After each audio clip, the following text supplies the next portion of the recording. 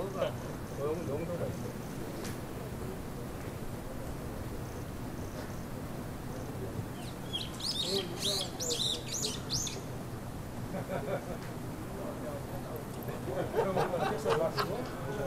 내가 말을 하는데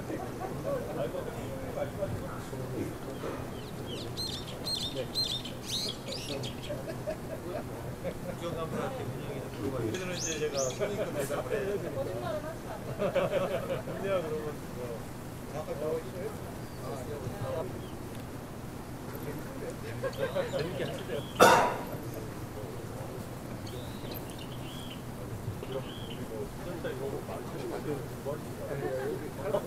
사진 찍었어요. 보시 갔다 와. 지원 이제 노는구나. 찍힐까봐.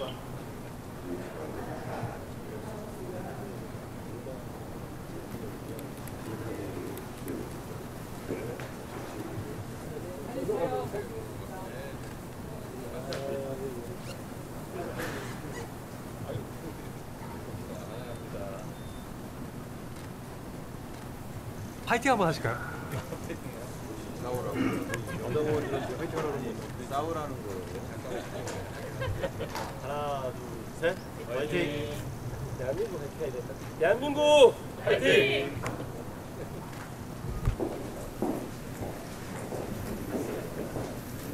앉으시죠. 예, 감사합니다. 김선민 대표님 이쪽이십니다. 김선민 대표님 여기. 김재현 학원 활동하라고. 예. 그러면 먼저 대통령님 발언하시고 각당 대. 여기가 이렇게 해서 야오당이에요? 네. 네. 야오당 그러면 옛날에 과거에 민주당 포함해서 5당이었던가요? 네. 민주당, 조국혁신당, 진보당, 개혁신당 아니 개혁신당은 아니고 그때는 아니고 기본소득당 저희는 낄 때도 있고 안 때도 있고 저희가 들어가면 야 6당 야오당 야유당 이렇게 행보로 같이 해서 했었죠. 네, 네, 우리 야오당 대표님, 원내대표님 환영합니다. 조금 더 일찍 봤으면 좋았을 텐데. 하여튼 전에 당대표, 원내대표 뵐 때 같이 뵈려니까 너무 숫자가 많아가지고 좀 자유로운 대화가 어려울 것 같아서 따로 했습니다. 지금 환영하고요. 우리 야오당이 대한민국의 새로운 출발을 위해서 신정부 하는 일에 협조도 많이 해주시고 또 부족한 점이 있으면 좀 채워주시고 잘못된 게 있으면 지적도 하시면서 우리 국민들한테 새로운 희망을 좀 만들어 갔으면 좋겠습니다. 오늘 많은 말씀 주시고요. 잘 경청하도록 하겠습니다. 환영합니다. 감사합니다. 대통령님 초대해 주셔서 감사합니다. 오늘 이 자리가 오늘로 끝나지 않고 앞으로 계속해서 여야정 국정 상설협의체로 만나기를 기대합니다. 최근에 국내외 언론이 미국 뉴욕시장 예비선거에서 민주당 후보로 선출이 된 조란 맘다니를 조명을 하고 있습니다. 뉴욕은 너무 비싸다. 정치가 비용을 낮추고 삶을 더 편하게 만들어야 한다는 메시지가 뉴욕 시민들에게 큰 울림을 줬습니다. 아마도 이재명 대통령님과 같은 메시지인 것 같습니다. 지금 대한민국은 뉴욕보다 더 비싼 것 같습니다. 국민들이 감당하기 어려운 삶의 비용으로 고통을 받고 있습니다. 또 대통령님께서 또 그리고 국민주권 정부가 힘을 내시기를 저희가 희망합니다. 또 불평등과 맞서 싸워서 이기는 정부가 되시기를 바랍니다. 저희 조국혁신당은 비상한 각오로 불황, 불평등, 불공정으로부터 국민을 지키는 담대한 의제를 함께 추진해 가겠습니다. 아마 대통령님 임기 마지막 날까지 내란 세력, 노수구, 기득권 세력이 수단과 방법을 가리지 않고 국정의 앞길을 막을까 우려되고 있습니다. 저희 조국혁신당은 국민주권 정부가 흔들림 없이 가도록 개혁의 쇄빙선 역할을 하도록 하겠습니다. 내란 청산 그리고 사회 대개혁을 함께 책임지는 자세로 시대적 역할을 감당해 나갈 것입니다. 오늘 특별히 두 가지를 대통령님께 말씀드리고 싶습니다. 첫째는 대통령님께서 검찰 개혁을 완성한 첫 번째 대통령이 되어 주시리라 믿고 그렇게 기대를 하고 있습니다. 대통령님의 언론개혁, 정치개혁, 검찰개혁, 또 사법개혁에 대한 의지와 추진력을 저희는 전적으로 신뢰를 하고 있습니다. 특히 검찰개혁에 대한 국민의 갈망이 절실합니다. 아마 지금이 개혁의 적절한 시기가 아닌가 싶습니다. 더는 국민들이 정치 검찰의 검찰권 오남용으로 인해서 피눈물 흘리는 일이 없도록 하기를 바랍니다. 또 대통령님께서 노무현 대통령님의 뜻을 계승하고 또 문재인 정부의 성과를 강화하시면서도 민주정부의 한계를 극복해 주시리라고 믿어 의심치 않습니다. 저희 조국혁신당이 1년 전에 발의를 했던 검찰개혁 4법이 지금 국회에서 잠자고 있습니다만 이제 저희가 깨우겠습니다. 민주당과 야당의 입장은 크게 다르지 않은 것으로 알고 있습니다. 국민들이 간절하게 원하고 있는 검찰개혁 4법을 통과시켜서 대통령님의 개혁 구상을 확실하게 뒷받침하겠습니다. 그리고 두 번째로 연합정치로 더 큰 개혁 그리고 더 큰 통합을 이루어 주시리라 믿습니다. 조국혁신당의 제안으로 해서 지난 대선 기간 동안 민주당과 제2야당이 원탁회의를 출범시켰고 국민 앞에 선언문을 발표했습니다. 내란 종식, 민주 헌정 질서 회복 등 대한민국의 모든 것을 제자리로 돌려놓는 약속일 것입니다. 그 약속이 지켜지리라 믿습니다. 새 약속보다는 첫 약속이 더 중요하다고 생각을 합니다. 대통령님께서 함께 하셨으니만큼 원탁회의 합의를 소중하게 지켜주시리라고 믿습니다. 대통령님 직속에 사회대개혁위원회를 설치해서 속도감 있게 실천해 나가시기로 믿습니다. 마지막으로는 농심을 잘 살펴주시리라고 부탁을 드립니다. 염천에 대통령실 앞에서 4일째 노숙 철야를 하는 농민들이 있습니다. 그분들이 삶의 현장으로 빨리 복귀하실 수 있도록 대통령님께서 설득해 주시기를 부탁드립니다. 빠른 시간 안에 여야정 국정협의체로 다시 만나기를 기대합니다. 정말 감사합니다. 바쁘게 달려오셨을 텐데 이렇게 자리 만들어 주셔서 감사드립니다. 오늘 오찬 소식이 언론을 통해서 알려지고 난 다음에 아주 많은 곳에서 연락을 받았습니다. 사실 진보당 대표에게 연락하시는 분들은 대체로 힘없고 빼없는 분들이신데요. 오랜 시간 국가 공동체로부터 소외됐던 분들이 이재명 정부에 거는 기대가 그만큼 크다는 것 기억해 주시길 바랍니다.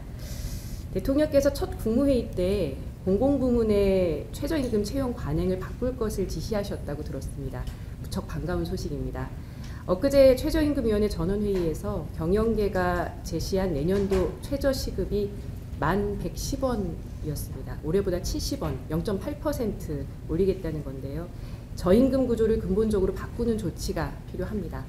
공공부문 일자리부터 달라져야 합니다. 이미 여러 지자체에서 조례로 시행하고 있는 생활임금제를 생활임금법으로 법제화해서 전면 도입할 것을 제안합니다.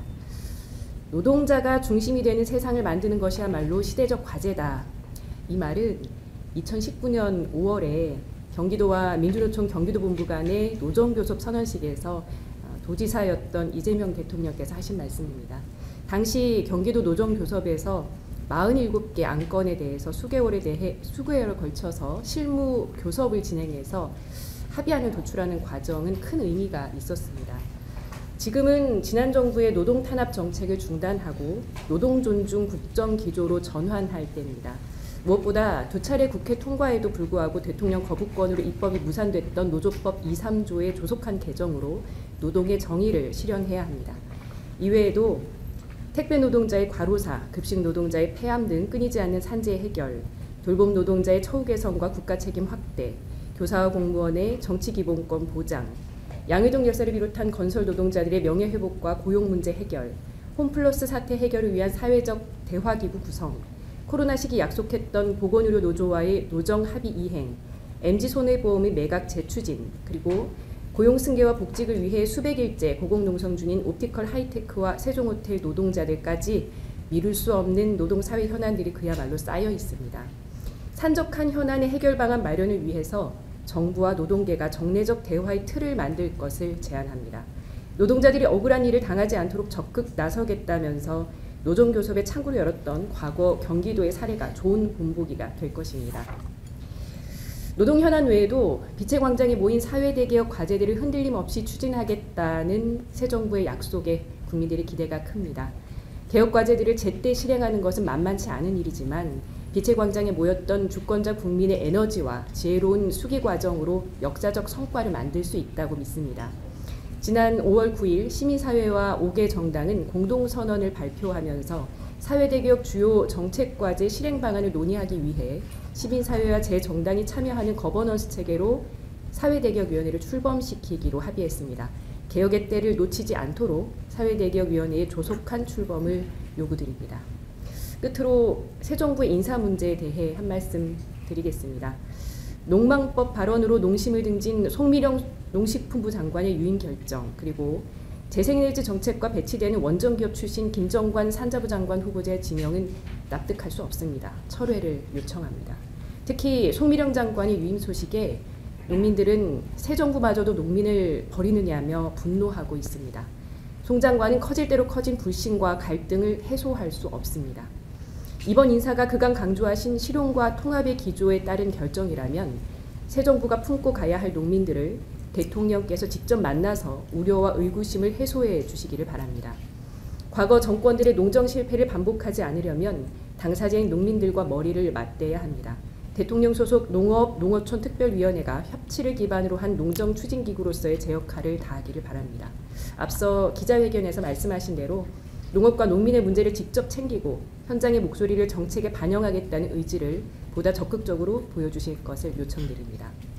오늘 나누는 이야기들이 빛의 혁명 완수를 염원하는 우리 국민들께 희망을 드릴 수 있기를 바랍니다. 빛의 광장의 목소리에 화답하는 국민 주권 정부를 기대하면서 진보당도 국민의 명령에 충실히 이행하기 위해 최선을 다하겠습니다. 예, 저는 뭐 좀 편하게 말씀드리겠습니다. 우선 대통령님 취임 첫날에도 이렇게 좋은 자리 만들어 주셨는데 또 취임 30일이 되는 뜻깊은 날에 또 회견까지 하시고 또 오찬 자리 만들어 주셔서 굉장히 감사하게 생각합니다.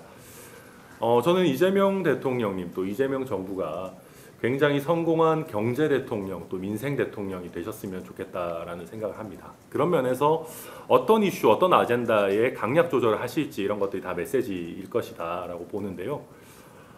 저희가 취임 첫날에 이제 오찬을 가지면서 저희가 대법관 증언을 포함한 법원 조직법 문제는 조금 신중하게 좀 천천히 진행해 주시는 게 좋지 않겠냐라는 말씀을 드렸는데 뭐 꼭 제 이야기 때문은 아니겠습니다만은 그런 부분을 또 잘 참고해 주시고 또 반영해 주셔서 굉장히 감사하고 뜻깊게 생각합니다.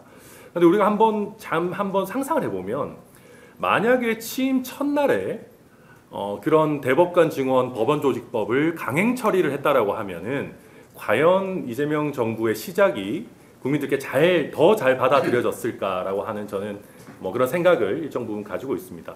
그런 면에서 뭐 오늘 기자회견에서도 그렇고 협치와 뭐 탕평, 통합을 많이 말씀해 주시는 거 굉장히 의미 있다고 생각하고 특히 이번에 상법 개정안을 다루면서 합의할 부분을 하고 또 조금 더 신중하게 공청회나 의견 수렴을 해야 되는 부분은 나눠서 이렇게 다룬 부분도 저는 굉장히 의미 있는 성과다라고 생각하고 있습니다. 저는 이런 의미 있는 성과들이 앞으로 좀 계속됐으면 좋겠다. 그렇게 된다라고 하면은 저는 이번에 이재명 정부가 굉장히 성공한 정부로 남을 수 있을 것이다라는 생각을 하는데요. 제가 사실 제일 우려하고 있는 부분은 뭐 검찰의 뭐 해체, 분리 이런 부분입니다. 이런 부분 오늘 뭐 대통령께서도 언급을 하셨습니다만은 사실 그 수사 시스템을 바꾸고 사법 제도를 바꾸고 하는 부분은 결단이 필요한 부분도 있지만 결국 얼마나 어떤 적응 기간이나 부작용을 줄일 것인가 이게 우리 정치인들만 수사받는 게 아니고 일반 국민들도 피해를 보시기도 하고 또 수사도 받기도 하고 그런 부분이기 때문에 이게 참 문제 없이 잘 짜여져서 진행되는 게 굉장히 중요합니다. 그래서 그런 면에서 이걸 무조건 빨리빨리 속도전으로 밀어붙이기보다는 이번에 상법 개정안에서 우리가 경험했듯이 충분히 대화 토론을 하고 또 이해관계자나 전문가들의 이야기도 들으면서 저는 잘 진행해 나가야 된다. 왜냐하면 뭐 제가 대통령 앞에서 이런 말씀 드릴 건 아니지만 대통령이 워낙 정치 감각이 좋으신데 취임 100일, 취임 1년 이런 것이 굉장히 소중합니다. 그때 우리가 민생과 경제 아젠다로 충분히 좀 치고 나가고 우리 국민들의 삶을 발전시켜야 될 시기에 검찰 수사권 조정 뭐 이런 부분에 너무 많은 정치적 에너지를 쓰는 것이 과연 우리 대한민국 정치를 위해서 좋은 일일지 저는 좀 숙고해봐 주셨으면 좋겠다라는 말씀을 드리고요.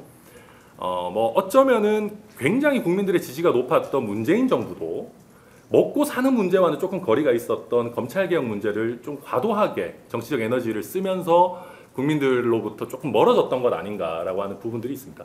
사실 저도 변호사 출신이지만은 우리 국회에 변호사 출신이 워낙 많다 보니까 우리가 잘 아는 사법과 뭐 검찰 이런 부분이 조금 과대해서 논의되고 있는 것도 아닌가라는 생각도 저는 가지고 있습니다. 그래서 지금 대한민국 경제가 굉장히 어렵고 뭐 물가나 부동산 굉장히 뭐 심상치 않은 상황인 만큼 어떤 뭐 검찰, 사법 이런 부분에 대해서 너무 많은 에너지를 쓰시는 것보다는 민생을 좀 잡고 가시는 그런 국정 운영을 해주시리라 믿고 저는 그러셨으면 훨씬 더 성공한 대통령의 길을 가시지 않을까 기대합니다.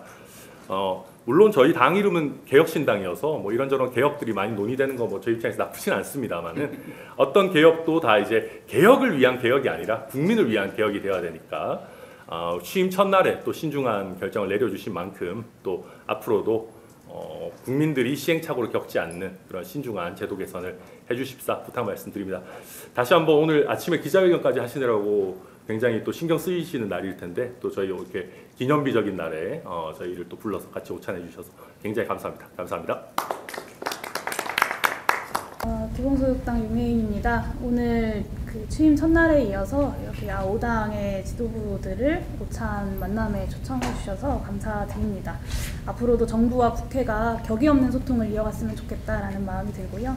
또 지난 30여일 동안 쉴 새 없이 국정에 매진해 오는 우리 정부의 모습이 대한민국 국민들에게 우리도 유능한 정부를 가질 수 있다라고 하는 희망을 주고 있는 것 같습니다. 여러 현안들에 대해서 논의할 것들이 많겠지만 저는 기본소득당이 기본소득에 대한 말씀을 좀 드리려고 합니다. 저뿐만 아니라 기본소득당의 요즘의 최대 고민은 대통령께서 공약하셨던 이 국민주권정부의 기본소득형 공약들을 어떻게 하면 국민들께 더 잘 설득하고 더 잘 준비해서 제대로 실현해낼 수 있을까 이것들을 많이 고민하고 있습니다.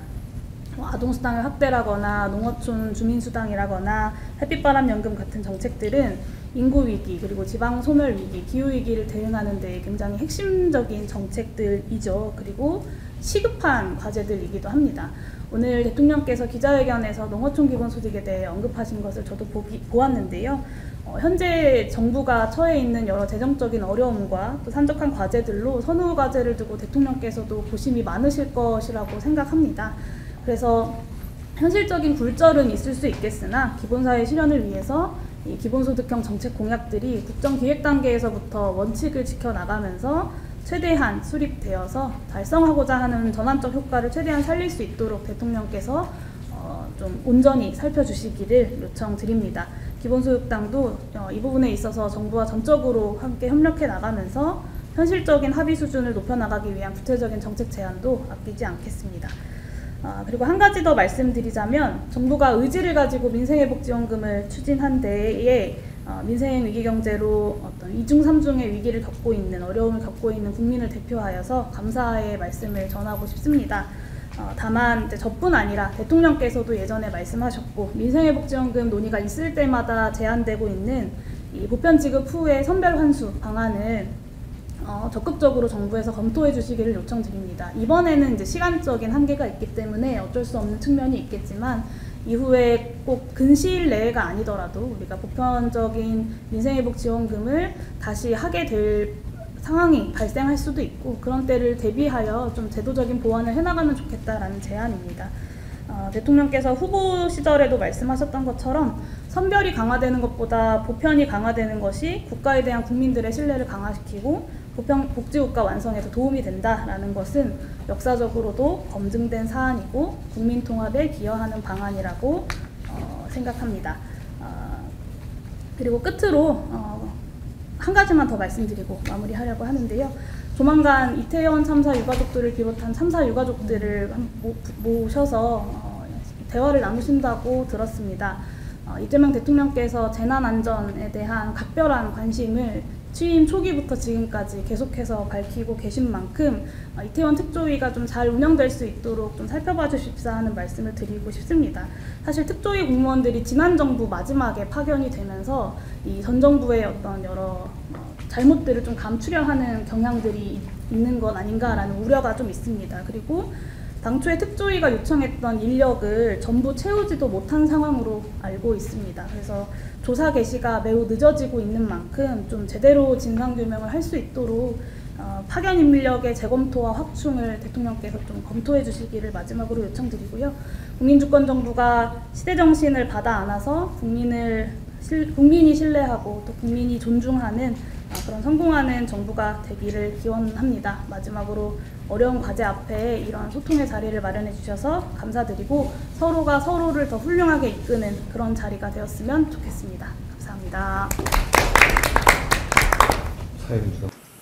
네, 오늘 이 자리 만들어주셔서 정말 감사하다는 말씀을 드립니다.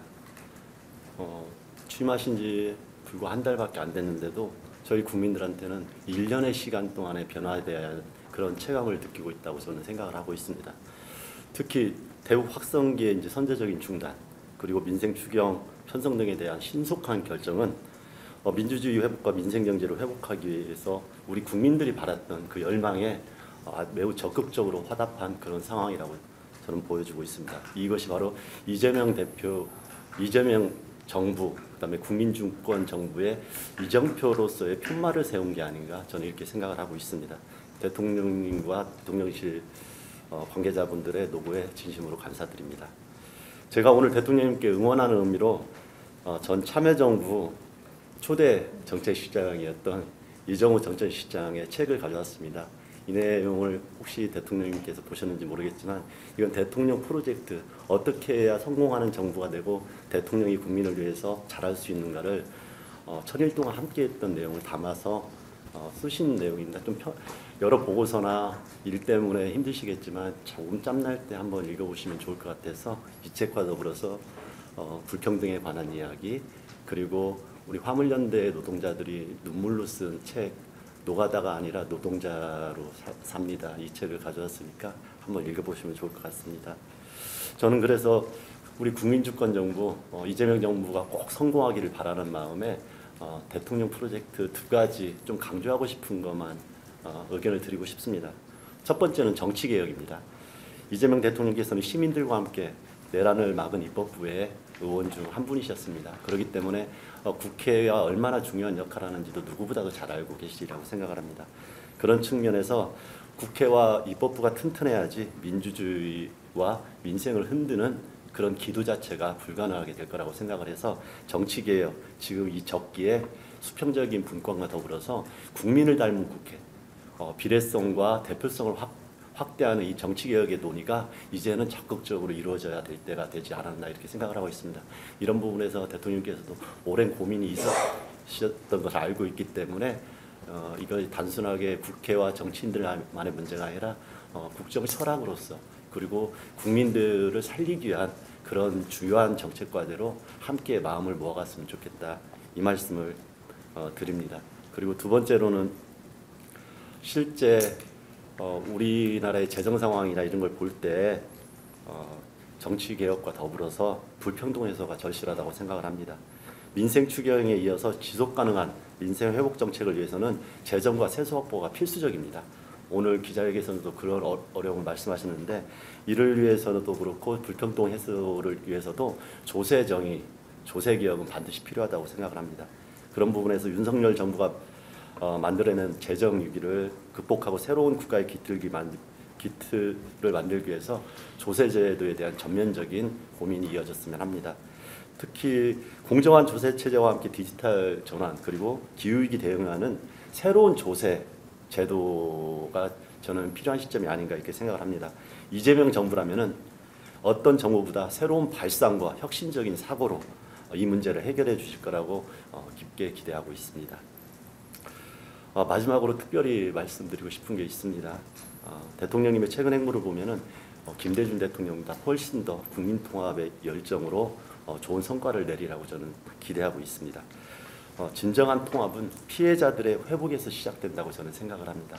그런 면에서 내란 정권이 이르는 사법의 칼날에 우리 건설 노동자와 화물 노동자뿐만 아니라 전 정권의 사법 피해자들이 무수히 많습니다. 그리고 그로 인해서 그 노동자들이나 그 피해자들의 가족들의 고통이 아직도 이어지고 있습니다. 뿐만 아니라 언론인들과 정치인들도 사법의 정치화로 많이 희생당했습니다. 검찰 정권의 가장 큰 희생자 중 하나는 잘 알다시피 조국 대표이기도 합니다. 올해가 광복 80주년을 맞았기 때문에 8.15 대사면을 통해서 지난 검찰 독재에서 피해를 당한 노동자 그리고 언론인, 정치인 등 우리 국민들을 위한 빠른 명예회복 조치가 이루어졌으면 하는 간절한 바람이 있습니다. 이들의 회복을 바라는 많은 국민들과 함께 고대하도록 하겠습니다. 조금 전에 천하람 대표께서도 이야기했지만 검찰개혁이나 권력구조개혁이 민생개혁과 다른 것처럼 이야기하고 있는데 저는 아니라고 생각합니다. 권력기관 개편이나 검찰 사법개혁은 직설적으로 말씀드리면 민생개혁과 다르지 않습니다. 어떤 사법적인 판단이 있느냐에 따라서 노동자와 시민의 삶이 달라지고요. 사법부가 어떤 판단을 하나에 따라서 어떤 사법부 판단에 따른 어떤 제도들이 다시 설계가 되는 일이기 때문에 민생 회복을 위해서도 이런 개혁 조치는 반드시 병행돼서 가야 된다고 저는 강조하고 싶습니다. 이재명 정부 국민주권 정부에서는 어느 정부보다도 그런 부분에서 확실하게 할 수 있으리라고 기대하고 국민들과 함께 끝까지 개혁과 민생 회복을 위해서 나아가겠다 이 말씀을 드립니다. 다시 한번 이 자리를 마련해 주신 대통령님과 관계자분들 그리고 지켜보는 국민들이 기대할 수 있도록 다 함께 정치권에서 노력을 함께 해서 반드시 국민을 살리는 성공하는 정부가 되기를 간절하게 바랍니다. 고맙습니다.